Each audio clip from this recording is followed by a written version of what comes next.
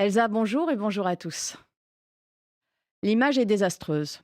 Quelques jours après le meurtre de Liana, la réalisatrice et militante féministe Andrea Bescon participe à un rassemblement pacifique que la préfecture a refusé d'autoriser devant le ministère de la Justice à Paris. D'autres Français manifestent au même moment dans tout le pays.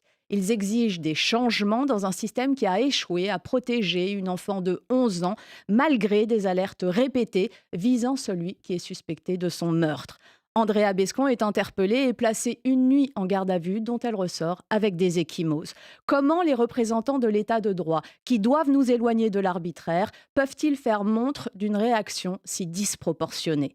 Andrea Bescon est en colère, comme tous les Français. C'est la moindre des choses. Il faut entendre cette colère et chercher à comprendre en se gardant des analyses trop simplistes. Le manque de moyens avéré n'explique pas tout. Depuis 2018, l'effort budgétaire alloué à la justice est réel, mais pour autant, les difficultés persistent.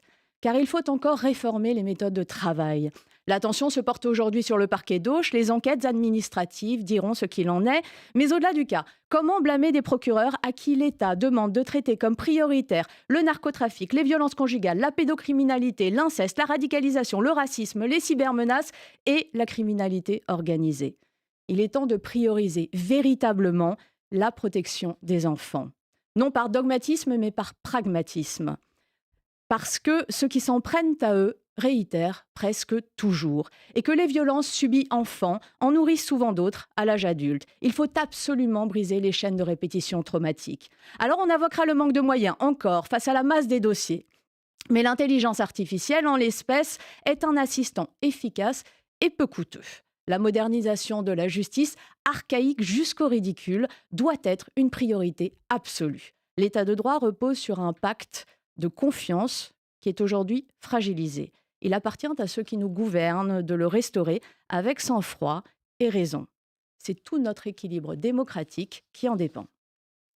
Voilà, vous pourrez lire ce billet dans la revue Franc-Tireur en kiosque cette semaine. Vous y lirez ce billet, mais aussi l'éditorial de Caroline Fourest. Ça s'appelle « Laïcité variable », où il est question de la laïcité revendiquée par un élu RN d'Ivry-sur-Seine qui finira pourtant par sortir une croix et faire une prière dans l'exercice de ses fonctions pour expliquer en quoi le port du voile d'autres élus en conseil municipal est à ses yeux un problème.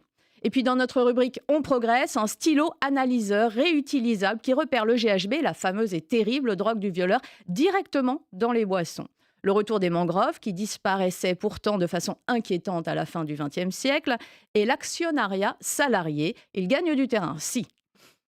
Et puis Bardella-Le Pen, le duo se délite. Jordan Bardella la joue bling-bling, Marine Le Pen plutôt proche du peuple, leur lieutenant s'écharpe sur l'Ukraine et en public avant de se raviser. À un an de la présidentielle, le rassemblement semble s'éparpiller façon puzzle. Retailleau, l'arme chimique. Que faut-il penser de l'envie du ministre de l'Intérieur de stopper les pédocriminels en s'inspirant de la castration chimique telle qu'elle se pratique en Russie ou en Corée du Sud ? Eh bien, que ce qui semble intuitif n'est pourtant pas si simple. Le dernier mot de Christophe Barbier, c'est loufoque cette semaine, loufoque comme cette déclaration de Raphaël Glucksmann qui s'interroge d'où sort cette idée loufoque que je prônerais une union des centres. De l'évidence, pardi, comme l'explique Christophe Barbier. Xenia Fedorova, l'œil de Moscou, c'est notre grand dossier cette semaine et il est signé Cyril Amourski. Pourquoi l'ancienne directrice de Russia Today, à qui Vincent Bolloré donne toute liberté dans les médias qu'il dirige, est un problème majeur.